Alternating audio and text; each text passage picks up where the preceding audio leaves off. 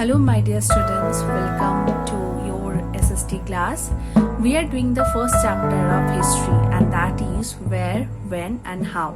In previous class, we have discussed about the development in modern period of Indian history and different segment of Indian history.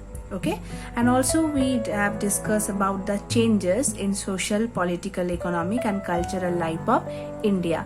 Today in this session we are going to discuss about the colonial period of India and sources of information about the modern history. Okay, so let's start with the first topic, and that is the colonial period of India. The modern period is called the colonial period by many historians, as India was under the rule of the Britishers. They ruled India for 200 years. So the period extends approximately from the middle of 18th century up to the India's independence. Okay. Now we are going to discuss about the extension of colonial India.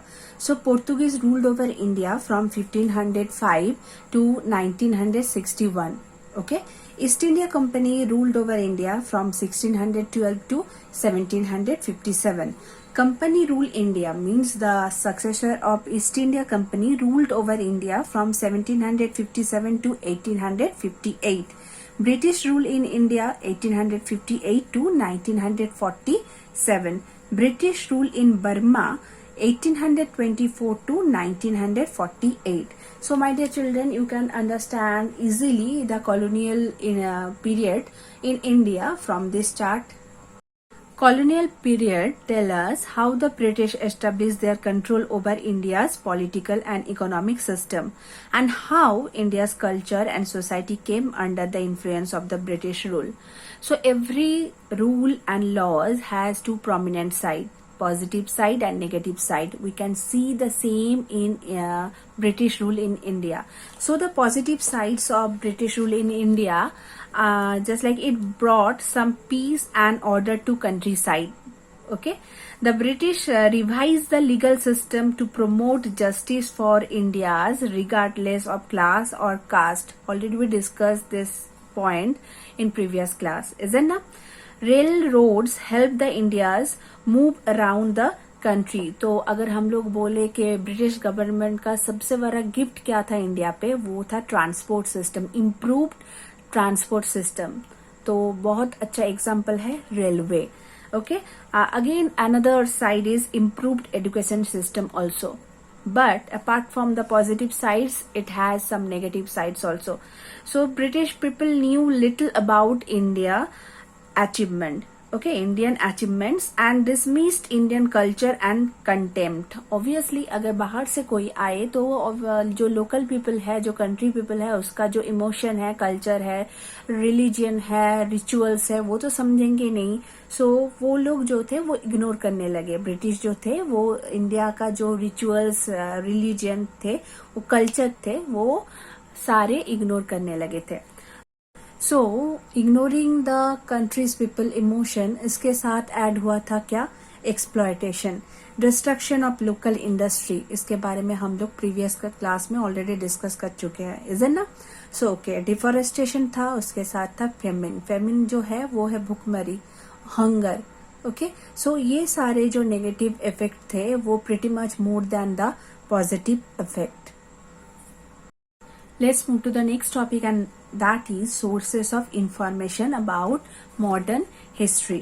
So the advantages of sources for the modern period are that they are found in abundance. Abundance means बहुत ज़्यादा है, and are also well preserved. Scientific methods are available in today's world, which make it easier for us to preserve records. The sources for studying the modern period of Indian history are various. So these sources are of the categorized into three types. So just now we are going to talk about this.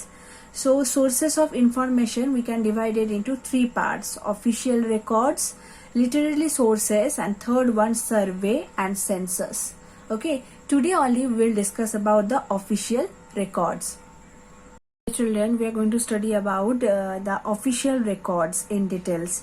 So official records, also called as the archaeological records or original documents. Under this also we are going to study about the different types of administrative institutions, museums, coins, paintings or weapons, official documents and records. So government orders and official correspondence are other significant sources of historical information.